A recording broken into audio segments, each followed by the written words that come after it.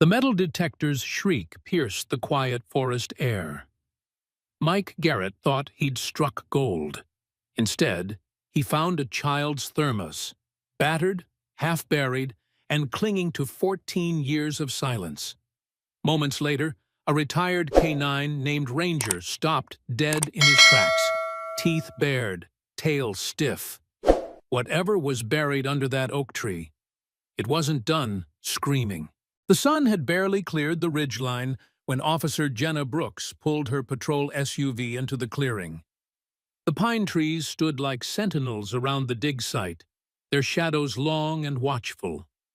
She stepped out, boots crunching over dried needles and frost-hardened grass, while her partner, Ranger, leapt from the back seat with practiced ease. Ranger wasn't your average German shepherd. He'd served nearly a decade with search and rescue, bones broken, teeth chipped, medals earned. He was supposed to be retired now, chasing tennis balls and snoring through Netflix reruns at Jenna's cabin. But when the call came in about skeletal remains and a child's thermos found in the woods, she'd looked in his eyes and knew. He wasn't done yet. A uniformed deputy approached. "You're with K-9?" he asked, motioning toward the yellow tape stretched between tree trunks. "Officer Brooks," Jenna said, "and this is Ranger." The deputy nodded and pointed toward the tree. "Thermos was buried just over there. Blogger found it with a metal detector. Almost didn't report it. Thought it was junk until he saw the stickers. Butterflies. Faded, flaking, but still visible against the scratched stainless steel. It had once belonged to a child. Someone who took the time to decorate it, who had dreams and a family." Jenna crouched next to it as evidence techs dusted it clean. Ranger stood behind her, hackles slightly raised. "Got something, boy?" He lowered his head to the ground, nostrils flaring. Then, suddenly, he growled, low and guttural. Not the bark of a dog finding food or a toy. This was something older, deeper. His paws scraped the earth near the roots of the oak. The crime scene team exchanged glances. "You mind giving him a run?" one asked. Jenna clipped a long lead onto Ranger's harness. "Find it," she said softly. He took off like a shot, nose sweeping in arcs, the leash taut behind him. The pine forest swallowed them quickly. Jenna followed at a jog, heart pounding. This wasn't like him. He was focused, agitated, purposeful. He stopped near a rotted log, barked once, then began to dig. Beneath the topsoil was a piece of green fabric. Gingham, torn, but unmistakably from a child's dress. Jenna's breath caught. She keyed her radio. "Unit 3-2, possible secondary article recovery. Flag this location, I'm marking it now." They were no longer looking at a missing persons case. This was a graveyard. Later that day, back at the ranger station turned command center, Jenna sipped bitter coffee while the tension in the room swelled like storm clouds. The thermos had already triggered matches in a national database. Cold cases from over a decade ago. 2 little girls, Emma and Sophie Morrison, vanished from a family picnic. No witnesses, no leads, only heartache. Detective Harrison addressed the gathered team. "We're treating this as a homicide. One of the girls, Sophie, has been identified by dental remains. Her sister Emma is still missing. All hands, no red tape. We search until we find her or find out what happened." Jenna felt her throat tighten. She glanced at Ranger, now lying by her feet, eyes still scanning the room. He was waiting for his next cue. And something told her. He already knew this wouldn't end clean. Meanwhile, back at the old holiday home, abandoned for over a decade, June and Marcus Morrison stood in silence. The house hadn't changed. Dust-coated family photos still sat on the mantel, including the last one taken of the girls. Emma sticky with melted popsicle, Sophie missing her front teeth.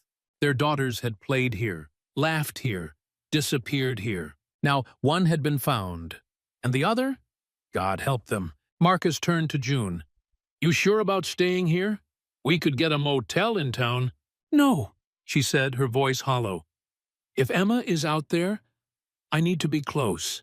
Just then, headlights cut through the trees. Jenna stepped out of the cruiser, Ranger close beside her. Mr. and Mrs. Morrison, I'm Officer Brooks. I'm heading up the K-9 unit assisting with the investigation. Ranger walked toward the porch. As he crossed the threshold, he stopped cold. Then he whined, a soft, sorrowful sound that made June's chest ache. He knows, June whispered. He knows something happened here. Jenna nodded. He remembers things people don't. Sense shifts, spaces that feel wrong. If it's okay, I'd like to let him sweep the house. Please, Marcus said. Anything that helps? As Ranger padded through the living room, he paused at the back door, then moved to the kitchen. He sat in front of the fridge, staring at a child's drawing pinned by alphabet magnets.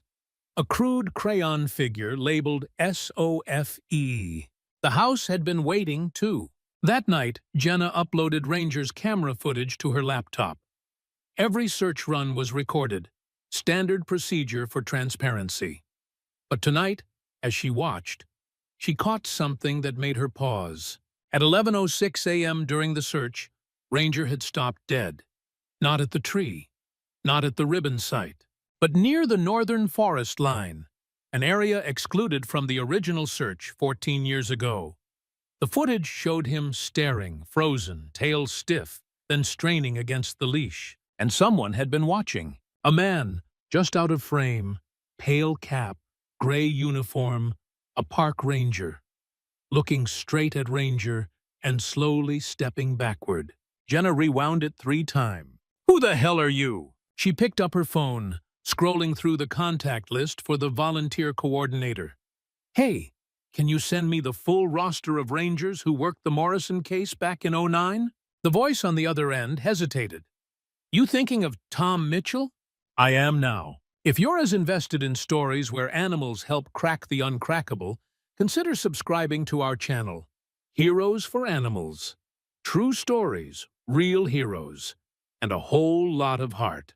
By morning, the search grid had expanded, but Jenna didn't wait for daylight. At 5:12 a.m., she returned to the oak tree with Ranger. Show me, boy, she whispered.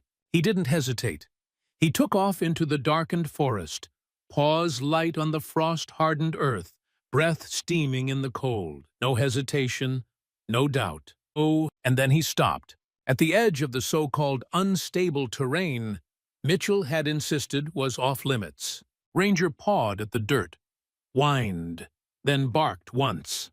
It wasn't a call for backup. It was a warning. Something had lived here. Something had died here. And someone had lied. The morning light filtered through the treetops like stained glass. Frost clung to the pine needles as fog coiled low over the ground. The search grid was alive with movement.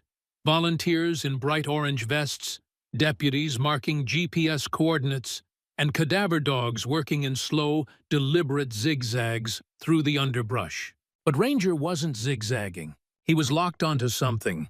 Nose low, tail straight, ears forward. Focused. Officer Jenna Brooks moved behind him, her gloved hand steady on the lead. The ground beneath their boots was part of the northern ridge. Dense, rocky, and supposedly off-limits. Supposedly? Ranger thinks otherwise, Jenna muttered, stepping over a fallen branch. The terrain was rough but walkable. Nothing like the unstable sinkholes and abandoned mine shafts that Park Ranger Mitchell had described to the search teams. As they moved deeper into the forest, Ranger slowed. Then he stopped. A clearing opened before them, silent, untouched. No marker tape, no boot prints, no trampled grass. A circle of ancient trees surrounded it, as if nature itself was protecting whatever secret it held. Ranger whined. Jenna crouched. What you got, buddy? He sniffed the base of a gnarled stump, then pawed at the dirt. She knelt beside him, brushing away leaves. A piece of fabric, pink, frayed, stained. Ranger sat down abruptly, his signal for a scent match. Jenna's heart rate spiked. Unit 3-2 to command. I've got a possible find in Sector N7. Request evidence team and marker flags. Copy 3-2. You're outside the designated grid. That's North Ridge territory. Stand by. I'm not standing by, she said, cutting them off. My K9 has a hit. I'm sending coordinates now. By the time Detective Harrison arrived, Ranger was pacing the perimeter of the clearing like he was guarding something ancient. This area was red-lined on the old search maps, Harrison said, checking his tablet. Mitchell's notes called it structurally compromised. Jenna shook her head. There's nothing compromised about it. No sinkholes, no collapsed shafts. It's solid ground. They both looked toward the tree line where a small group of volunteers, including Mitchell, were coordinating the next sweep. He was showing them paths on a laminated map, gesturing animatedly. Is it just me? Jenna asked.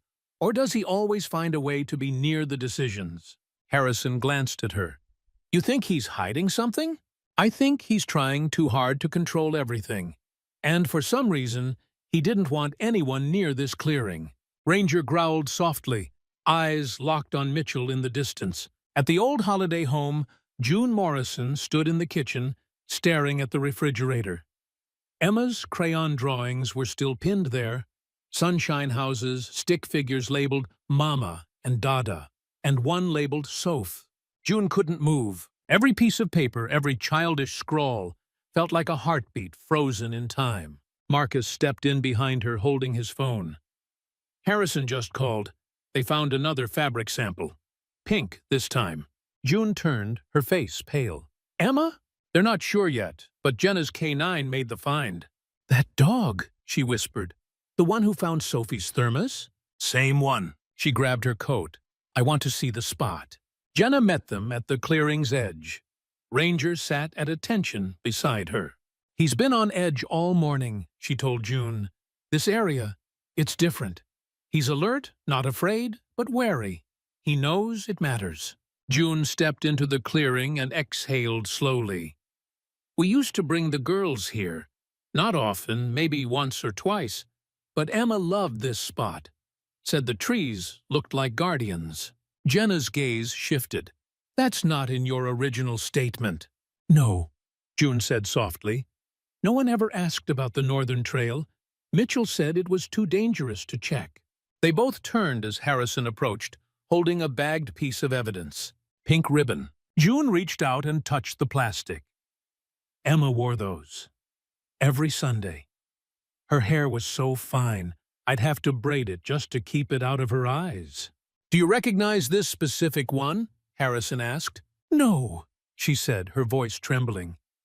But it's hers. Or it was. That night, the command center buzzed with tension. Search patterns were redrawn.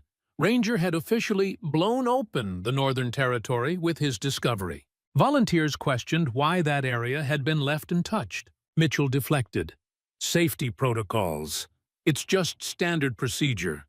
The soil sample report. No report exists, Jenna interrupted.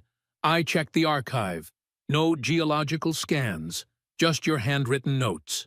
Mitchell bristled. I was protecting people from getting hurt.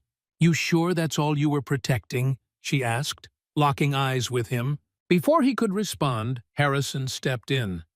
Enough. Officer Brooks, come with me. They retreated to a corner of the briefing room. Careful, Harrison warned. I'm watching Mitchell too. But unless we get something solid, we don't confront him. Jenna glanced down. Ranger was at her feet, eyes locked on Mitchell across the room. I don't need a warrant, she said, to trust a dog with better instincts than half this department. The next morning, a civilian volunteer named Carol approached Jenna nervously. Can I talk to you in private? Jenna led her outside to the porch. Carol spoke quietly. Mitchell told our team not to waste time in the north. Said it was a distraction. But the thing is, last night I saw him walking toward that sector. Alone, after dark. He had a flashlight and a duffel bag. Why didn't you report it? I didn't want to accuse someone, but it felt off. Now I can't stop thinking about it. Jenna squeezed her shoulder. Thank you. You did the right thing. Back inside, she turned to Harrison. "We need eyes on Mitchell. Now." Later that afternoon, Harrison assigned a drone unit to scan the forest. Within 30 minutes, they picked up something unusual. An entrance partially covered by camo netting, just north of the ridgeline. Not far from where Ranger found the ribbon. "Let's move," Jenna said. They hiked in fast. 4 officers, 2 K9s, weapons holstered. As they neared the site, Ranger surged forward, barking sharply. Jenna froze. Beneath the netting was a concrete storm bunker. Reinforced. Old. The padlock was new. "Command," she radioed. "We've got a sealed structure in the ridge. Unknown contents. Gaining entry now." Harrison pried open the door with bolt cutters. The hinges groaned. A musty, sour air rushed out. Jenna descended first, flashlight slicing through the dark. The narrow steps led into a room that reeked of damp wood and bleach. A mattress. Shelves of food. Rope. Leather restraints. And in the corner, a single pink sneaker. Jenna choked. "Ranger, search!" He moved slowly, nose down, tail low, stepping lightly. Then he sat. In the center of the room, another signal. He'd found where someone had lived, or died. Above ground, June waited near the patrol SUV, clutching a scarf. The pink one Emma used to drag around like a security blanket. She looked up as Harrison returned, face pale. "What did you find?" she asked. He hesitated. "A shelter. Evidence of long-term use, but no person. Not yet." June looked over at Ranger, now standing near the bunker entrance. He was still, not sniffing, not barking, waiting. She walked over and knelt in front of him. "You remember her, don't you?" she whispered. "You're the only one who never forgot." Ranger leaned forward, pressing his forehead gently to hers. And then, in a quiet moment thick with grief, determination, and hope, he looked toward the trees and started walking. The ridge had never felt this quiet. Officer Jenna Brooks stood at the edge of the storm bunker entrance, one hand on Ranger's harness, the other gripping a flashlight that barely sliced through the gloom below. Behind her, the command team cordoned off the area. Evidence markers dotted the perimeter like graves waiting to be filled. Jenna exhaled slowly. She'd been in war zones and wildfires. But this bunker was worse. This was planned.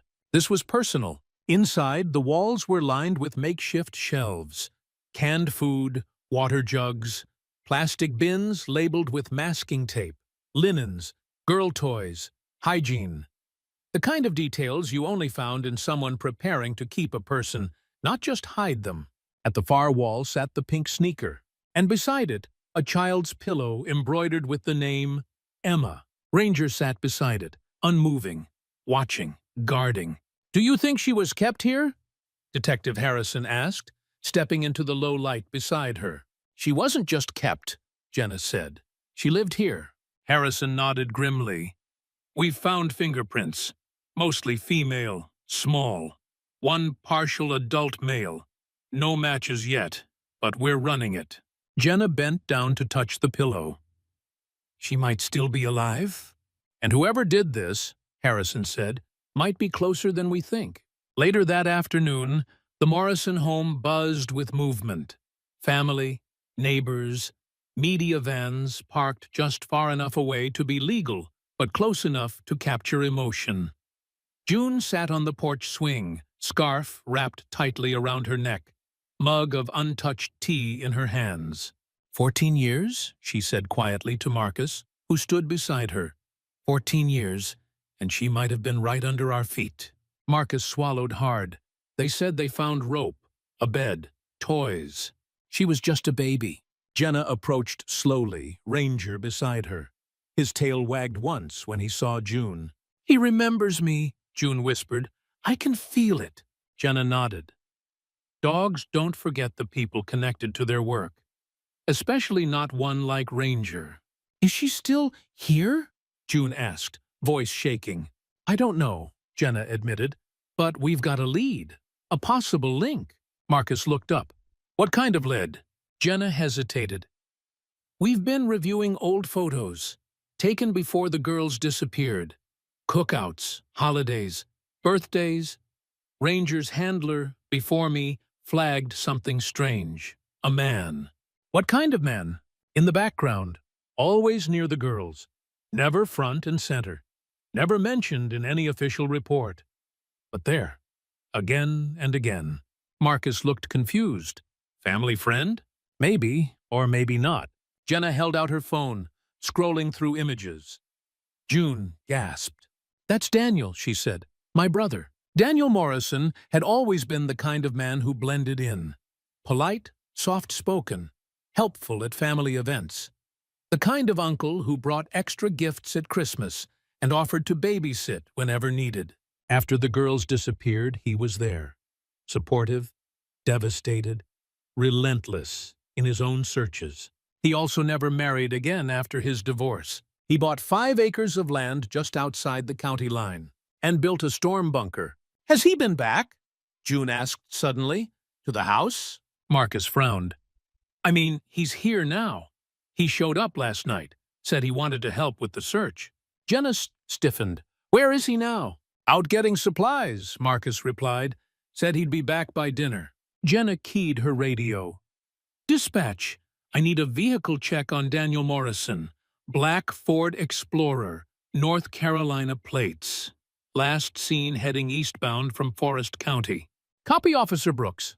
Jenna turned to June. "Has he been acting strange?" June looked uncomfortable. "He was always quiet, thoughtful. But yesterday I saw something in his trunk.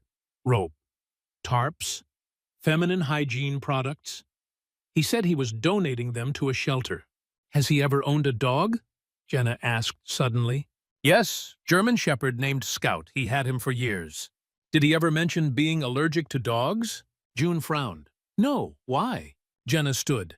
"Because yesterday Daniel told one of our handlers not to bring a canine near him. Said he was severely allergic." Ranger let out a sharp bark. That evening, as shadows lengthened and search teams returned to base, Daniel's Explorer rolled back into the driveway. Ranger lifted his head before the tires even crunched gravel. Jenna stepped out from the side of the house, arms crossed. Daniel paused, holding a shopping bag of bottled water and protein bars. "Officer Brooks," he said pleasantly. "Back again?" "Big day," she said smoothly. "We expanded the grid." "Good," Daniel replied. "Anything promising?" Jenna stepped closer. "Mind if I ask what you were doing yesterday around 10 p.m.? Daniel raised a brow. "Getting gas. Why?" "Because a volunteer spotted someone matching your description headed toward the northern ridge, with a flashlight and duffel bag." Daniel's grip on the bag tightened. "I was at a gas station."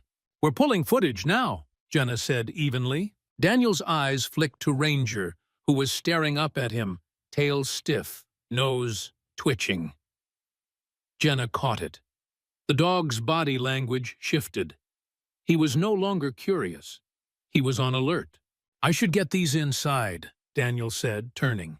"Of course," Jenna said. "Just one more thing." He stopped. "You ever spend time at the bunker?" Daniel blinked. "What bunker?" "The one buried on your property." His smile didn't falter. "That old thing? Haven't used it in years. Full of mold. Probably dangerous by now." "We checked," Jenna said. "Looked brand new. Stocked, actually." A muscle jumped in Daniel's jaw. Jenna stepped forward. "She was there, Daniel. We know." His hand twitched, and Ranger growled. Within minutes, Daniel was in a patrol car. He hadn't confessed yet, but his behavior, the supplies, and a match to his fingerprints found in the bunker were enough to hold him. Jenna rode back with Harrison, her mind spinning. "Do you think he moved her?" she asked. Harrison nodded slowly. "It's possible. We checked the utility bills for Daniel's house. Spikes every month in electricity. Enough to power a small residence. But the bunker had no power." "Exactly," Harrison said. "So where was the power going?" That night, Jenna returned to the clearing with Ranger. He was restless, pacing the edges of the bunker as if something still called from beneath. "You think she's out there?" she asked quietly. "Still alive?" He turned and looked at her, not with doubt, but purpose. Jenna crouched beside him. "Let's find her, boy." Ranger barked once and sprinted into the trees. The rain had stopped, but the air still smelled like wet bark and tension. Ranger darted through the pine trees like a ghost. His breath puffed in rhythmic bursts, his paws silent over damp forest floor. Officer Jenna Brooks followed, heart hammering, flashlight beam bouncing in front of her. Behind them, 2 deputies hustled to keep up, their radios crackling with static and urgency. They weren't running toward danger. They were running toward hope, because Ranger had caught the scent. Again, after 14 years of silence, someone was finally listening. Less than 24 hours earlier, Daniel Morrison had cracked. Not completely, but enough. The initial interrogation hadn't yielded a confession, just calculated calm, a few shrugs, and vague answers. But his body language betrayed him. Every time Harrison mentioned the bunker or the pink sneaker, Daniel flinched. When Jenna brought up the fingerprints inside the food bins, he went pale. But it wasn't until they played the drone footage, Rangers zeroing in on the northern clearing, that something changed. Daniel's jaw clenched. He stared at the screen longer than necessary, then asked for a lawyer. That was the moment Jenna knew. He hadn't acted alone. And the girl, Emma, might still be alive. Ranger had led them in a wide loop through the northern edge of the forest, his nose to the ground, weaving between trees like he was reading a story written in scent. Then, just before sundown, he stopped. Not like before. Not the sit and wait of a detection hit. This was different. He stood stock still, body angled toward a line of brush that led up to the base of a shallow hill. A hill that didn't appear on the topographical map. A hill that, to any other eye, just looked like nature. Jenna stepped beside him. The hair on the back of her neck rose. The terrain was too even, too symmetrical, like something had been buried. "Command, this is Unit 3-2, she said into her radio. "I've got a K-9 fix on a covered structure, roughly 200 yards north-northwest of the known bunker. Request immediate forensic and structural team. Possible secondary holding location." "Copy that, 3-2. Team en route." She turned to Ranger. "You sure about this, buddy?" He didn't move, not even a blink. Within the hour, floodlights illuminated the site. Officers surrounded the perimeter while engineers and structural experts began probing the hill with ground-penetrating radar. The results were undeniable. There was a void underneath, rectangular, reinforced, and recently sealed. "We're dealing with a second bunker," one tech said. "Larger, purpose-built." Jenna's stomach turned. It wasn't just a one-time act. This had been planned. June and Marcus were escorted to the ranger station just after midnight. Neither had slept. They sat in the briefing room with Detective Harrison, eyes puffy but sharp. Jenna entered, muddy boots and all, with Ranger close behind. "We found another structure," she said. June's hand flew to her mouth. "Oh, God!" "It's sealed," Jenna continued. "But the GPR shows electrical wiring and a second air vent system. Whoever built it didn't want it found." "Is she—" Marcus couldn't finish the question. "We don't know yet," Harrison said carefully. "But we're preparing to open it now. If Emma's in there, we'll get her out safely." June looked at Ranger. "He found it?" Jenna nodded. "He never gave up." Ranger laid his head in June's lap. Dawn broke pale and cold. The team stood at this edge of the hill as the cutting tools screamed against concrete. Sparks flew. Ranger paced behind the barricade, restless, ears pinned, eyes locked on the bunker door. Inside, a series of mechanisms clicked as the final lock was severed. With a loud creak, the hatch opened. A blast of stale, recycled air pushed upward, and then silence. A spotlight pierced the dark interior. The walls were clean. The floors were smooth cement.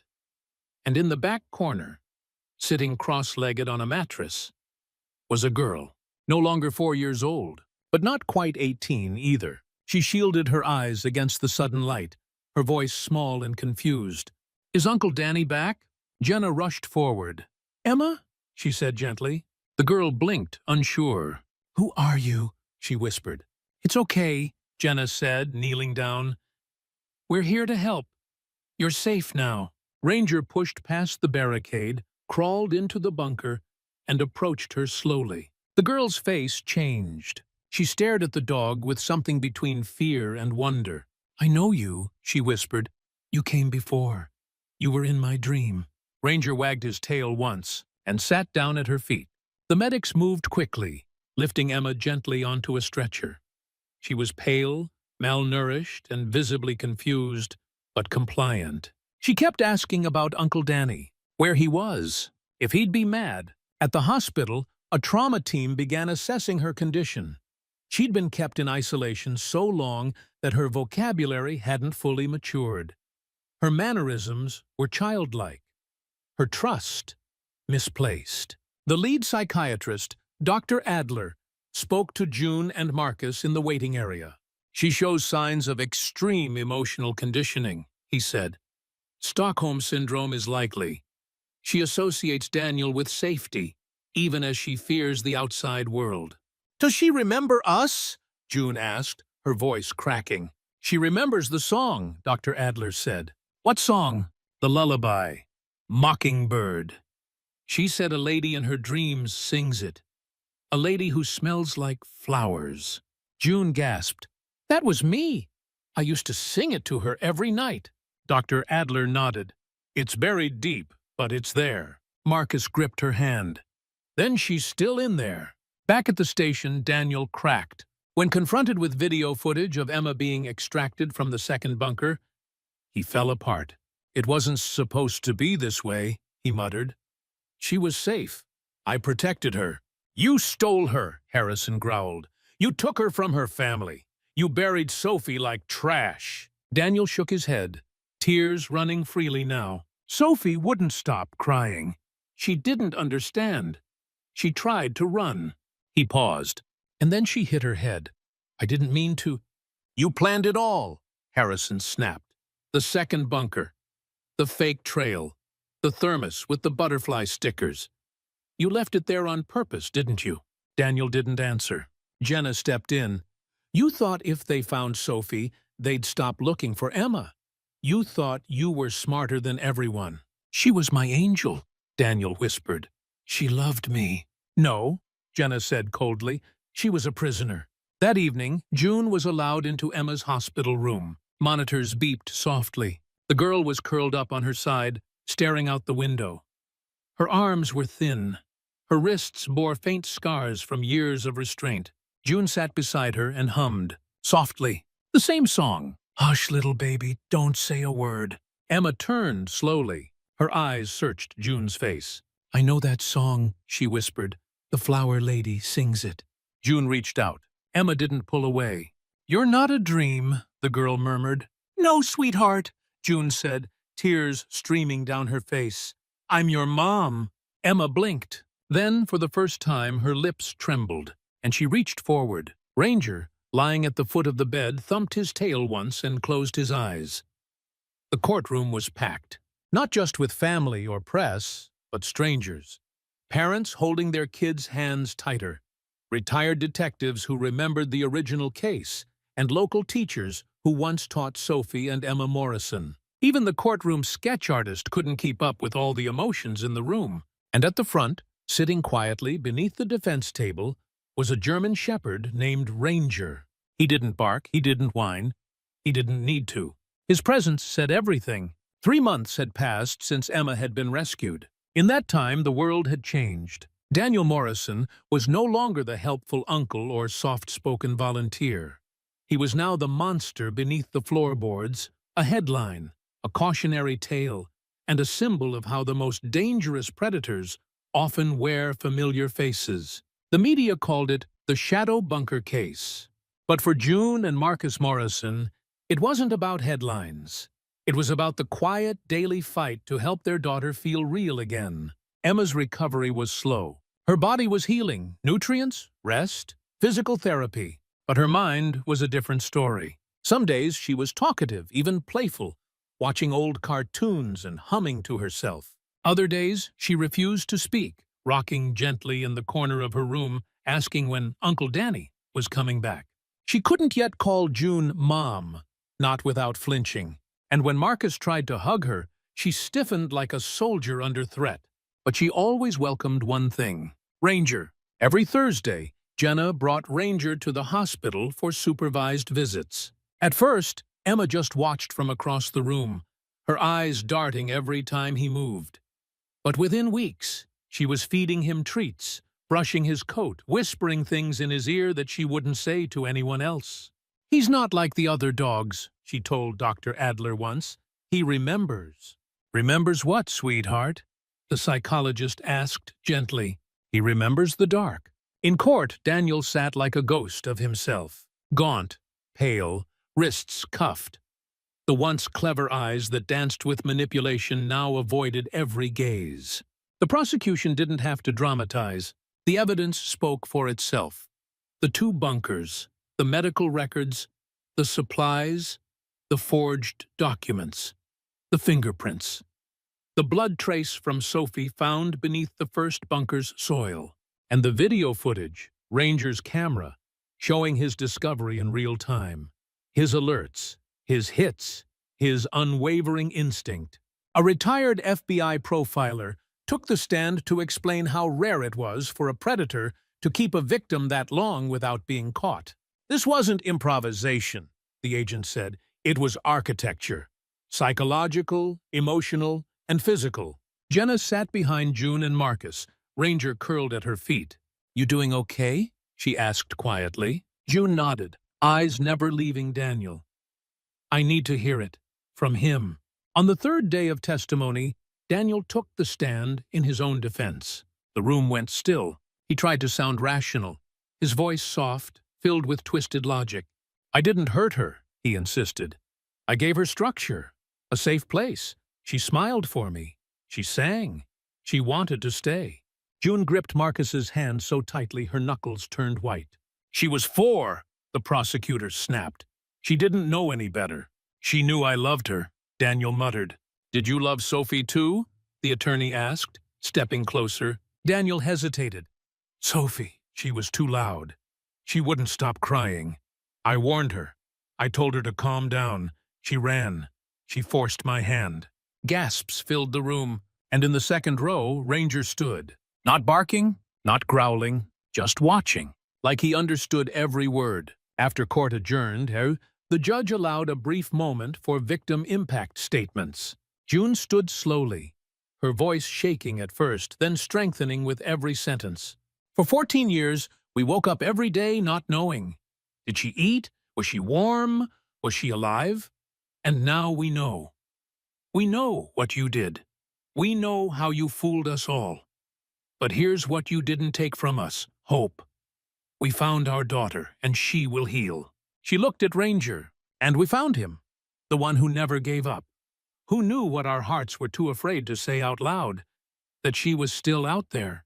The courtroom stood as she walked back to her seat, not in protest, but in silent respect. That night, back at home, Emma sat on the floor of her old bedroom, now updated, repainted, softer.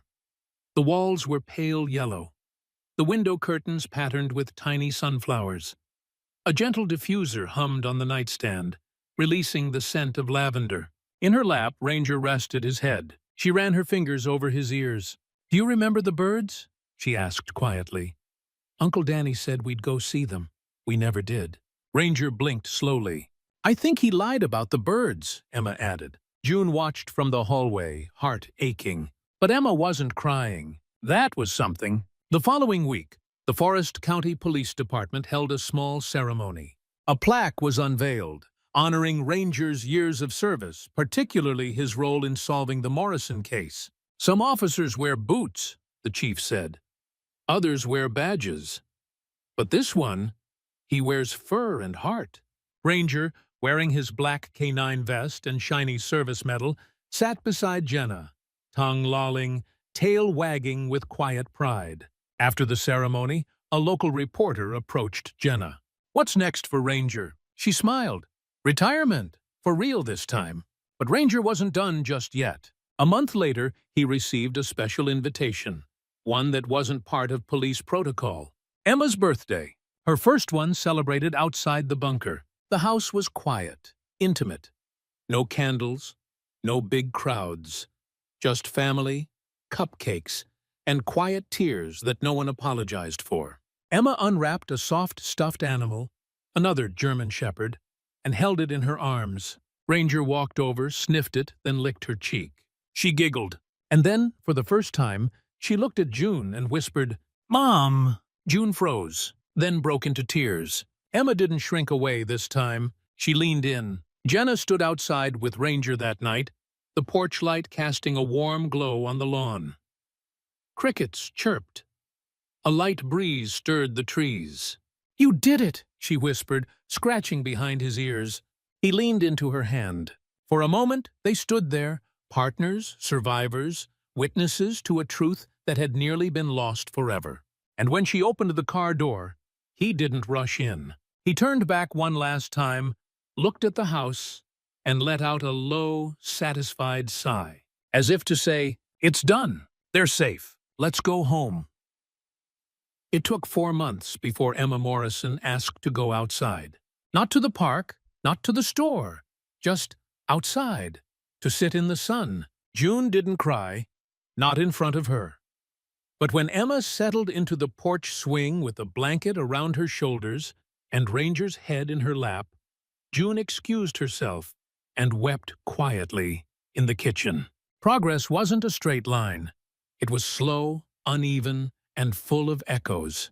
But that swing, that sunshine, that moment, that was everything. The trial had ended with a life sentence. No parole, no appeals. Daniel Morrison would spend the rest of his days behind steel bars, his name etched into every nightmare Emma would carry and every news article that reminded the world how close evil can hide.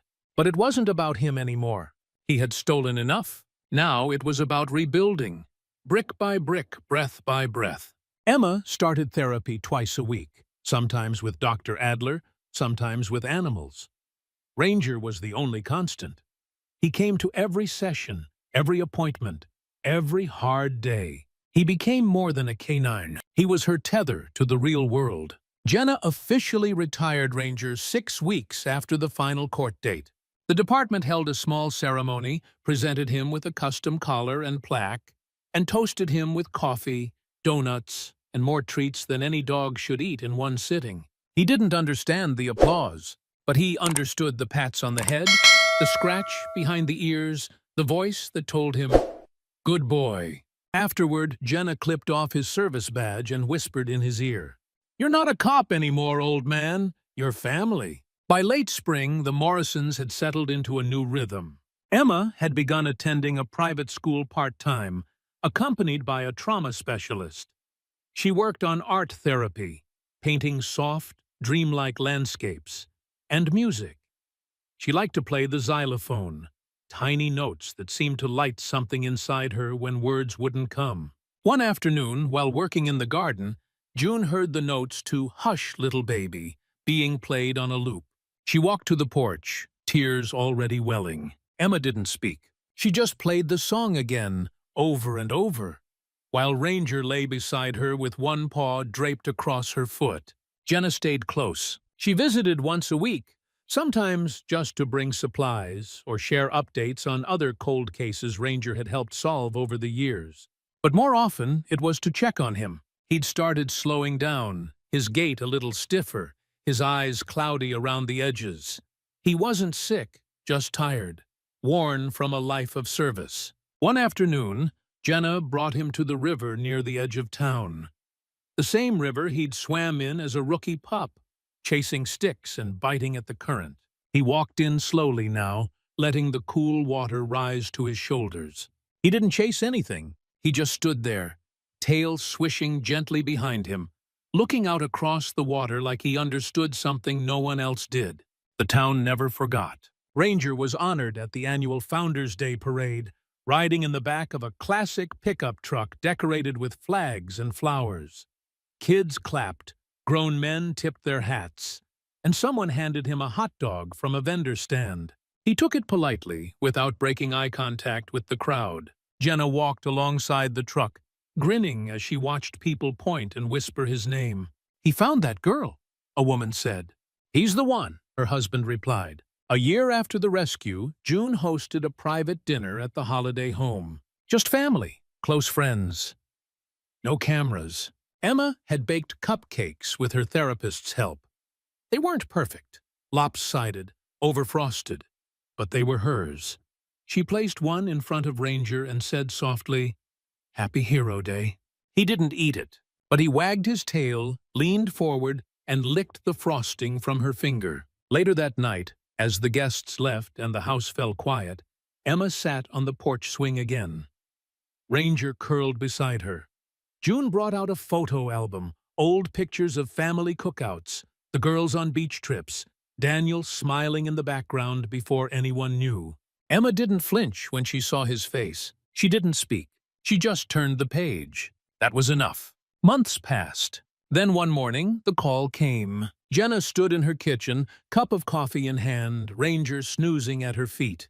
The vet's office. His blood work showed early signs of heart failure. Nothing urgent. No pain. Just time. Time, moving forward. She sat down on the floor beside him and cried for the first time in years. Ranger opened one eye, saw her, and gently pressed his forehead into her chest. His final days were peaceful. Jenna made sure of that. Walks through his favorite woods, long naps in sun-drenched grass. Steak for dinner. No rules. When it was time, she brought him to the hospital. June and Marcus were there. So was Emma. The room was quiet. Gentle music played in the background. A blanket lay across the floor. Ranger was calm, at peace. As the sedative began to take hold, Emma knelt beside him. "Thank you," she whispered, "for finding me." Jenna placed her hand on his chest. "I love you, partner." And just like that, he was gone. They buried Ranger at the northern edge of the forest, near the oak tree, where it all began. No fanfare, just family. They placed his plaque beside a stone carved with his name, and Emma tied a pink ribbon around a small wooden cross. "Hero," it read. Beneath it, in her handwriting, he never stopped searching. 6 months later, Jenna received a package in the mail. No return address. Inside was a photo, a framed still from Ranger's vest cam, the moment he sat in the clearing with the pink ribbon at his paws. A note was attached. "Some dogs find bodies. Some dogs find bones. But he found the truth. Thank you for sharing him with the world."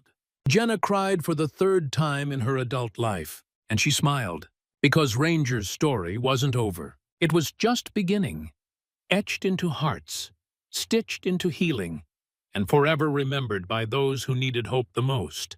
Thank you for staying with us through this incredible journey. What would you have done in June's shoes? Do you think dogs like Ranger deserve official medals, just like human officers? Let us know your thoughts in the comments below. And if you believe in the power of animals, justice, and true heroes, don't forget to subscribe to Heroes for Animals. This story may have ended, but the mission continues.